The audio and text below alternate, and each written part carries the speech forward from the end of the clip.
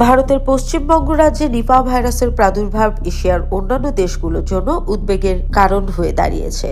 ফলে ভারত থেকে বিশেষ করে পশ্চিমবঙ্গ থেকে আসা ফ্লাইটগুলোর জন্য এশিয়ার বিভিন্ন বিমানবন্দরে বিশেষ ব্যবস্থা নেওয়া হয়েছে। গত রোববার থেকে থাইল্যান্ডের 3টি বিমানবন্দরে পশ্চিমবঙ্গ থেকে আসা ফ্লাইটের যাত্রীদের স্বাস্থ্য পরীক্ষা করা হচ্ছে। এদিকে নেপালের কাঠমান্ডু বিমানবন্দরে এবং ভারতের সঙ্গে থাকা নেপালের অন্যান্য স্থলবন্দরেও স্বাস্থ্য পরীক্ষা শুরু হয়েছে। ভারতের স্বাস্থ্য মন্ত্রণালয় জানিয়েছে, গত ডিসেম্বরে পশ্চিমবঙ্গে 2 জন স্বাস্থ্যকর্মীর দেহে নিপা ভাইরাস শনাক্ত হয়। তাদের সংস্পর্শে আসা 196 জনের পরীক্ষা করা হয়েছিল। তাদের রিপোর্ট নেগেটিভ আসলেও এখন পর্যন্ত তাদের বেশিরভাগকেই রাখা হয়েছে কোয়ারেন্টাইনে। 2001 এবং 2007 সালে পশ্চিমবঙ্গে এর প্রাদুর্ভাবের খবর পাওয়া যায়।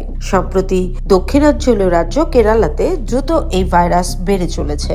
2018 সালে 19টি ঘটনা শনাক্ত করা হয়েছিল, যার মধ্যে 17টি মারাত্মক ছিল, এবং 2023 সালে 6টি নিশ্চিত আক্রান্তের মধ্যে 2 জনের মৃত্যু হয়। এই চিকিৎসার জন্য কোনো ভ্যাকসিন বা ওষুধ না থাকায় এর মৃত্যুর হার শতকরা 40% থেকে 75% পর্যন্ত। বাংলাদেশে 2001 সাল থেকে নিপা ভাইরাসের সংক্রমণ দেখা যায় এবং এখন পর্যন্ত 100 জনেরও বেশি মানুষ মারা যায়।